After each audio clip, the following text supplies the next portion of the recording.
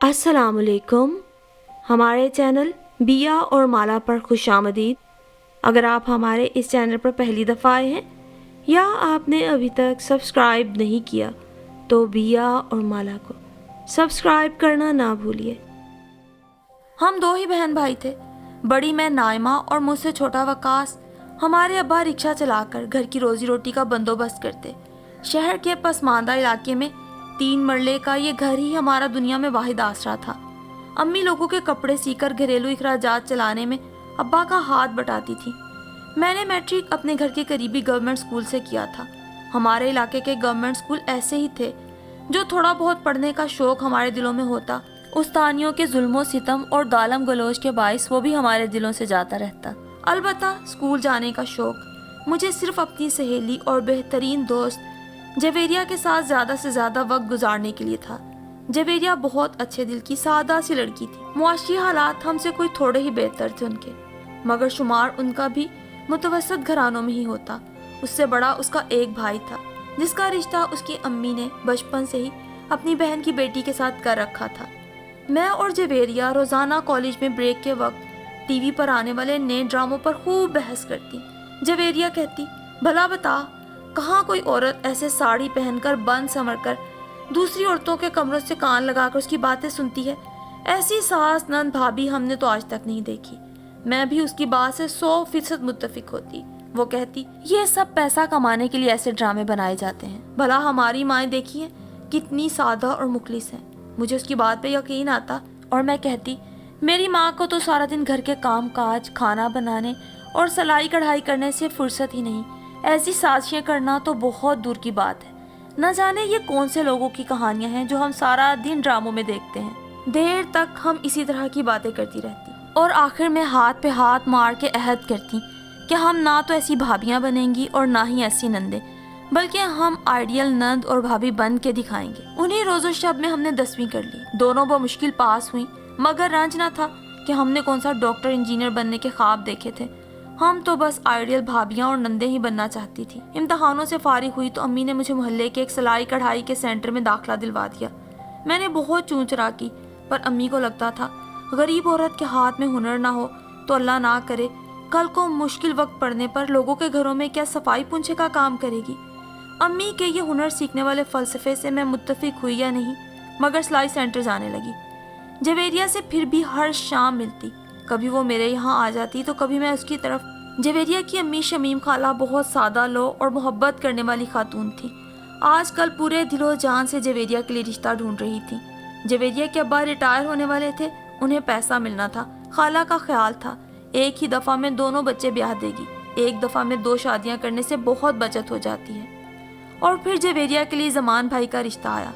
दोनों घरानों की तरफ से ही रजामंदी होने पर चट मंगनी पट ब्याह वाला काम हुआ। जवेरिया के अब्बा के रिटायरमेंट के पैसे दोनों बहन भाइयों की शादी में काम आ गए। जवेरिया की भाभी ब्याह कर उसके घर आई तो वो ब्याह कर अपने घर चली गई। वक्त गुजरने लगा। जवेरिया अपने ससुराल में मगन थी और मैं सिलाई कढ़ाई सीखने में। अब घर पर आने वाला सिलाई का ज़्यादा काम भी मैं ही किया करती थी। जवेरिया से बस कभी कभी ही 10-15 मिनट की मुलाकात होती। वो कहती थी जमान भाई को उसका रोज़ रोज़ मेके जाना पसंद नहीं। मुझे बुरा लगा तो जवेरिया भी मुंह बनाने लगी, पगली ये उसकी नहीं उसकी माँ की जुबान है। और तू ये तो देख, उसकी अपनी दोनों शादीशुदा बहनें जब दिल करता है मुंह उठाकर बच्चे उठाकर हमारे यहाँ आ जाती हैं। अक्सर तो रात भी गुजार के जाती हैं। उनकी दफा तो ये सब असूल याद नहीं आते। भला ये भी कोई असूल है कि लड़की ब्याह कर शोहर के माँ बाप के पास रहे, उनकी दिन रात खिदमत करे, और जब अपने माँ बाप से मिलने की बात करे तो उसे हफ्ते बाद भी सिर्फ 10-15 मिनट के लिए भेजा जाए। जमान भाई और उनके घर वालों के इस कदर मुनाफकाना रवैये पे हम दोनों ही जैसे जल कर रह गईं। और हमें सदमा हुआ कि जवेरिया के आइडियल भाभी बनने की राह में पहली रुकावट तो उसका अपना शोहर ही साबित हुआ है कि अगर उनकी माँ उन्हें कोई गलत पट्टियाँ पढ़ाती भी थी, वो तो आजकल के पढ़े लिखे लड़के थे। उन्हें अपनी बीवी की जायज़ ख्वाहिश के लिए अपने घर वालों के सामने खड़े होना चाहिए था। शमीम खाला हमारी बातें सुनती तो हमें टोकती और जवेरिया को समझाती, अभी ससुराल में अपने कदम जमाओ, कुछ वक्त गुजरेगा तो वो तुम्हें समझ जाएंगे। किसी की मान कर ही अपनी मनाई जाती है। खाला की बात पर हम चुप तो हो गईं, मगर उनके फलसफे से हम मुत्तफिक नहीं थी। और फिर साल गुजरने का तो पता भी ना चला। जवेरिया एक खूबसूरत बेटे जाजिब की माँ बनी تو جیسے اس کے قدم بھی سسرال میں کچھ مضبوط ہوئے۔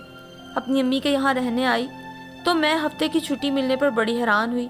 تب اس نے بتایا، میں نے زمان کو کہہ دیا ہے اگر وہ مجھے میرے پورے حقوق نہیں دے گا تو میں بھی اس کے ماں باپ کا خیال نہیں رکھوں گی، اس لیے ذرا ڈر گیا ہے اور مجھے 2 ہفتے یہاں آرام کرنے کو چھوڑ گیا ہے۔ شمیم خالہ جو صحن میں جھاڑو لگا رہی تھی، میں نے ان سے بھابھی کے متعلق پوچھا تو بھی جویریہ ہی بولی۔ میرے آنے پر بھابھی بھی اپنے میکے چلی گئی ہیں۔ خالہ فوری وضاحت دینے لگی، تمہارے آنے پہ نہیں گئی، اس کی اپنی بھی آپریشن سے بیٹی ہوئی ہے تو اس کی ماں کچھ دنوں کے لیے آرام کی غرض سے اسے اپنی طرف لے گئی ہے، اب اس میں کیسا غصہ؟ جانا تو اس نے تھا ہی نا، کچھ دن بعد چلی جاتی۔ جویریہ کا غصہ کم نہیں ہو رہا تھا۔ میں بھی جویریہ کی بات سے 100% متفق تھی کہ بھلا یہ کیا ہوا، آپ کی نند گھر آئے تو آپ خود اپنے سسرال چلے جاؤ، جانا ہی تھا کچھ دن بعد چلی جاتی۔ اس طرح تو یہی لگ رہا تھا جیسے وہ جویریہ کے آنے سے گھبرا کر اپنے میکے چلی گئی ہیں، اور ہم سوچنے لگے کہ اگر جویریہ کی بھابھی جیسی بھابیاں سب کی ہوں تو آئیڈیل نند بننا بھی کتنا مشکل ہے۔ مگر جلنے کڑنے کے سوا ہمارے پاس کوئی چارہ نہ تھا، کیونکہ اپنی بہو کو تو خالہ شمیم ہی سیدھا کر سکتی تھی، مگر وہ بہو کا ہی بھرپور ساتھ دے رہی تھی اور اسی کی حمایت کر رہی تھی۔ البتہ خالہ شمیم اپنی بیٹی کی بھرپور خدمت کر رہی تھی، سارا گھر انہوں نے اکیلے سنبھال رکھا تھا تاکہ ان کی بیٹی اپنی بھابھی سے کوئی گلا شکوہ نہ کرے کہ یہ فرض تو خالہ کا ہی ہے۔ اور پھر یوں ہی گلوں شکووں میں وقت گزر گیا۔ جویریہ 2 ہفتے گزار کر اپنے سسرال چلی گئی، اس کی بھابھی ہفتے بعد ہی واپس آ گئی تھی، مگر ابھی ڈاکٹر نے اسے زیادہ کام کرنے سے منع کر رکھا تھا، کام ابھی بھی خالہ ہی کرتی تھی۔ ادھر میری امی میرے لیے ابھی تک اچھے رشتے کی تلاش میں تھی، لیکن اچھا رشتہ اور وہ بھی کسی غریب رکشہ چلانے والی کی بیٹی کے لیے اتنا آسان نہ تھا، اور بالآخر میرے لیے آنے والے رشتوں میں حیدر کا انتخاب کر لیا گیا۔ ایک موٹر میکینک تھا، ہماری طرح ہی متوسط گھرانے سے تعلق رکھتا تھا۔ البتہ شادی کے لیے ابھی امی نے ان سے کچھ وقت مانگا تھا کہ شادی اور جہیز کی تمام تیاریاں بھی انہیں کرنا تھی، اور پھر میں اور امی دن رات سلائی کر کے شادی کے لیے پیسے جمع کرنے لگے۔ وقت گزرتا جا رہا تھا، جویریہ کو اپنے میکے آئے بھی کافی دن ہو گئے تھے۔ وہ اوائل دسمبر کے دن تھے، صبح کے 10:30 بج رہے تھے۔ صبح کی نرم چمکتی دھوپ آنگن کی منڈیروں سے اتر کر فرش پر پھیلی تو امی کے کہنے پر میں چھت سے سوکھے ہوئے کپڑے اتارنے چلی آئی۔ سورج کی گرم گرم کرنیں جسم میں توانائی بھر رہی تھی۔ مرغیوں کے ڈربے کی طرف آئی، اس کا موٹا سا کپڑا اتارا اور جیسے ہی دروازہ کھولا مرغیاں کٹ کٹ کرتی پروں کو پھیلا کر سورج کی گرمائش کو اپنے اندر جذب کرنے لگی۔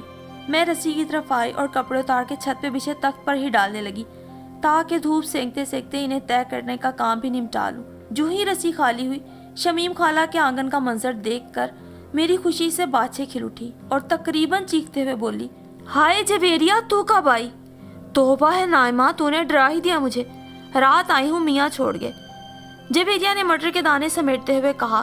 میری آواز شاید اتنی تیز تھی کہ اس کے ہاتھ سے خوف کے مارے مٹر کے دانے ہی اچھل کے گر گئے تھے۔ بس تجھے اتنے دنوں بعد دیکھا اچانک تو یقین ہی نہیں آیا، تو نے میسج بھی نہیں کیا اس بار آنے کا۔ خیر اچھا لگا سرپرائز، چل میں آتی ہوں، پھر دونوں مل کے خوب باتیں کریں گے۔ میں ہنستے ہوئے بولی تو وہ بھی اس بات میں سر ہلانے لگی۔ میں نے جلدی جلدی مرغیوں کو ڈربے میں واپس بند کیا، پلنگ پہ پھیلے کپڑوں کو ایک چادر میں ڈال کے گٹھڑ بنایا اور تیزی سے سیڑھیاں اترتی نیچے چلی آئی۔ امی بھی آنگن میں بیٹھی مٹر ہی چھیل رہی تھی۔ امی، میں شمیم خالہ کے یہاں جا رہی ہوں، جویریہ آئی ہوئی ہے، آ کر پلاؤ بھی بنا دوں گی، کپڑے بھی تہہ کر دوں گی، تم بس یہ ایک پیالہ مٹر چھیل کر آرام کرو، میں یہ باقی مٹر بھی رات کو بیٹھ کے چھیل دوں گی۔ جوانی کے زمانے سے جو میری امی محنت کرنی شروع ہوئی تھی، اب تو دن رات ایک کر دیا تھا۔ امی کی نظر تو کمزور ہوئی ہی تھی، صحت بھی دن بدن گرنے لگی تھی۔ ہاں سن لیا میں نے، تیری جوش بھری چیخ نے تو پورے محلے کو جویریہ کے آنے کی خبر دے دی۔ تو جا آرام سے مل لے اس سے، پلاؤ میں دم دے لوں گی، 4 لوگوں کا کھانا ہی کتنا بنتا ہے میری چندہ، جا خوش رہ۔ امی تو یوں بھی مجھ پہ فدا ہوئی رہتی تھی، جب سے میرا حیدر سے رشتہ پکا ہوا تھا بے وجہ ہی مجھے کام کرتے دیکھ کے آنکھیں نم کر لیا کرتی۔ میں خوشی سے سر پہ دوپٹہ جما کر شمیم خالہ کے گھر کی طرف دوڑی۔ دروازہ جویریہ نہیں کھولا، میں جھٹ اس کے گلے لگ گئی۔ بڑے دن بعد آئی اس بار بے وفا۔ ہاں بس بتایا تھا نا تجھے، سسرال میں کتنی شادیاں تھیں، فرصت ہی نہیں مل رہی تھی۔ وہ جواز پیش کرنے لگی۔ ہاں خالہ نے مجھے بتایا تھا، تجھ سے تو فون پہ بھی بات نہیں ہوتی۔ اچھا سن، اتنے دن بعد آئی ہے تو اب رہے گی نا؟ میں نے اس کا ہاتھ تھم کر بچوں کی طرح پوچھا تو میری بےتابی پر مسکرا دی۔ ہاں ہفتہ بھر رکوں گی۔ اچھا جازب کہاں ہے؟ خالہ بھی دکھائی نہیں دے رہی۔ میں نے ادھر ادھر دیکھتے ہوئے پوچھا۔ اب کیا ساری باتیں یہی کھڑی کھڑی کر لے گی؟ آجا میرے ساتھ بیٹھ جا۔ وہ میرا ہاتھ تھامے مجھے اپنے ساتھ سامنے پڑے تخت پر لے گئی، آلتی پالتی مار کر بیٹھ گئی اور دوبارہ سے مٹر کے دانے نکالنے لگی۔ جازب سو رہا ہے، رات بھر نانی کے ساتھ کھیلتا رہا ہے۔ اماں اندر کچن میں ہے، میرے لیے آلو کے پراٹھے بنا رہی ہیں، جبکہ میں نے اتنا منع کیا مگر نہیں مانتی۔ کہتی ہیں بیٹی میری کمزور ہو گئی ہے، ڈھنگ سے کھاتی نہیں، اب 4 دن تو میں اس کے نخرے اٹھاؤں گی۔ صحیح تو کہتی ہے خالہ، اتنا بڑا سارا تیرا سسرال ہے، پھر بچے کا ساتھ، اب تو یہاں جی بھر کے آرام کر۔ یہاں پہ بھی مٹر لے کے بیٹھ گئی۔ میں نے اس کے چمکتے گالوں اور فربا جسم کو محبت سے دیکھتے ہوئے کہا، بس سوچا اماں کا تھوڑا ہاتھ بٹا دوں۔ بھابھی صاحبہ کو تو دیکھو، میرے آنے کی اطلاع ملتے ہی میکے بھاگ گئی کہ پھر موقع نہیں ملتا، چلو تم آئی ہوئی ہو تو گھر کو سنبھال لینا۔ اس نے مٹر کے چند دانے منہ میں ڈالتے ہوئے شکوہ کناں انداز میں کہا، آخر بیٹی ہوں نا، بیٹیوں کو ہی ماں کا دکھ سکھ دیکھنا ہوتا ہے۔ میں نے اسے رنجیدہ دیکھا تو اس کا موڈ بدلنے کے لیے کہا، اچھا سن، چھوڑ یہ سب باتیں، آج اتوار بازار لگا ہے، تجھے میرے ساتھ چلنا ہے۔ میں نے سردیوں کے کپڑے ابھی تک نہیں لیے۔ ایک تو تجھے علم ہے گھر کے حالات، پیٹرول کی قیمت بڑھنے کے باعث آئے دن ہڑتالیں، ابا کا رکشہ چلانے کا کام بھی آج کل مندہ ہی جا رہا ہے، اس پر اماں کی دوائیں اور چھوٹے وقاص کے اسکول کی فیس، ابا تو بمشکل یہ اخراجات ہی پورے کرتا ہے۔ یہ تو اماں نے کمیٹی ڈال رکھی تھی اوپر چھت پہ کمرہ بنانے کے لیے تاکہ کرائے پہ دے کے آمدنی کا کچھ وسیلہ بنے، تو چپکے سے میرے ہاتھ میں 1000 روپے رکھ دیے ہیں۔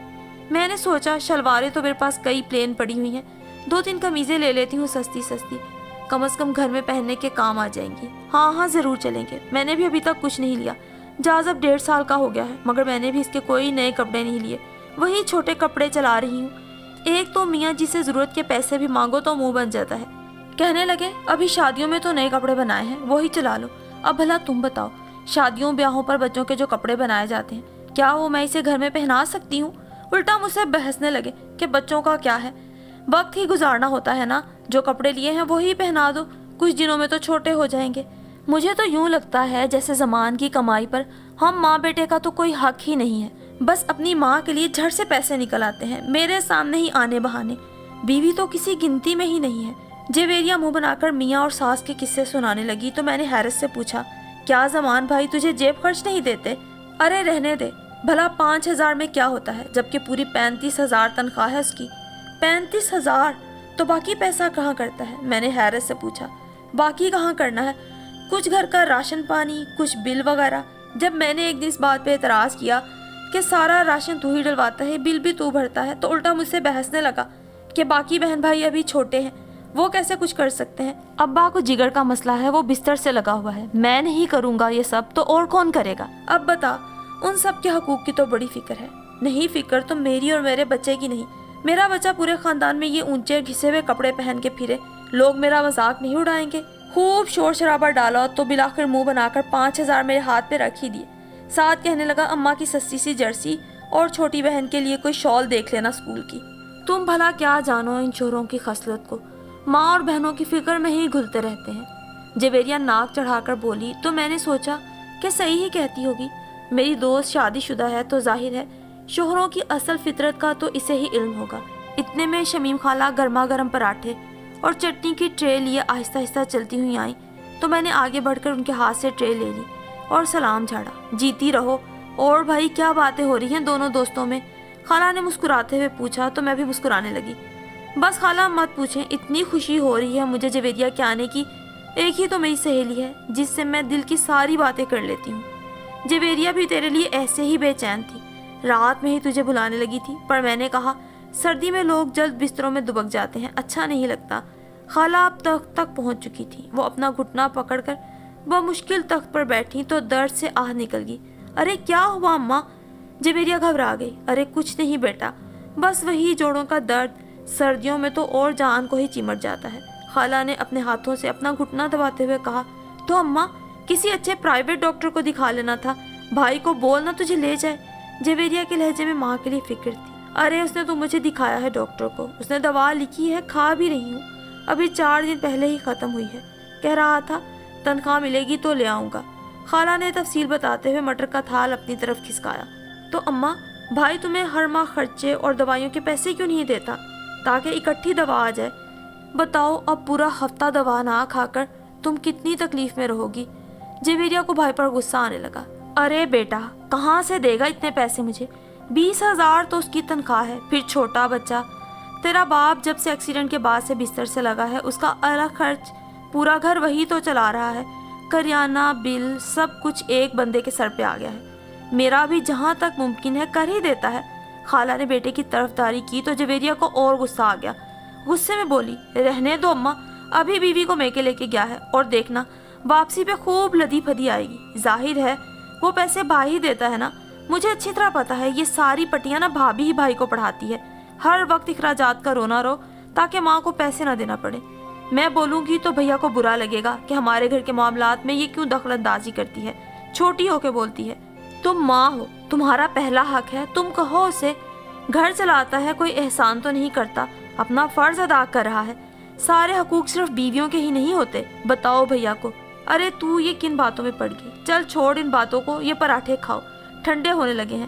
خالہ نے پراٹھوں کی ٹرے ہم دونوں کی طرف کھسکاتے ہوئے کہا اور خود مٹر کے دانے نکالنے لگی۔ اور میں جو ان دونوں ماں بیٹی کی باتوں کو غور سے سن رہی تھی، جویریہ کے اتنے تلخ جملوں پر بھی خالہ کے بہو بیٹے کی حمایت کرنے پر دل ہی دل میں بہت خوش ہوئی کہ شکر ہے آج کے دور میں بھی خالہ شمیم جیسی ساس ملتی ہے۔ بیٹی کے لاکھ بھڑکانے پر بھی میں نے دیکھا تھا وہ عورت بہو کے حق میں ہی بات کرتی تھی۔ پہلا نوالا لیتے ہوئے میں نے سوچا کہ جویریہ کو سمجھاؤں اس طرح کی منفی اور رشتوں میں دراڑیں ڈالنے والی باتیں نہ کیا کرے، کہ ایسی باتیں خاندانوں کو ایسے ہی بکھیرتی ہیں جیسے مٹر کے دانے چھلکوں سے الگ ہوتے ہی ادھر ادھر بکھر جاتے ہیں۔ مگر مجھے معلوم تھا میں کچھ بھی کہوں گی تو وہ بھڑک اٹھے گی اور الٹا مجھے ہی ڈانٹے گی۔ تم کیا جانو نائمہ، تمہاری کون سی ابھی شادی ہوئی ہے، اسی لیے تم ابھی تک خیالی دنیا میں رہتی ہو۔ اصل دنیا میں تو لڑ جھگڑ کے ہی حق ملتا ہے۔ اپنے آئیڈیلزم سے باہر آ جاؤ۔ شوہروں کی اور سسرالوں کی خصلت تو شادی کے بعد ہی پتہ چلتی ہے۔ سو میں چپکی بیٹھی رہی کہ آخر کو جویریہ میری اکلوتی سہیلی تھی اور میں اسے ناراض کرنے کا سوچ بھی نہیں سکتی تھی کہ میں اپنا ہر دکھ سکھ صرف اسی سے بانٹ سکتی تھی۔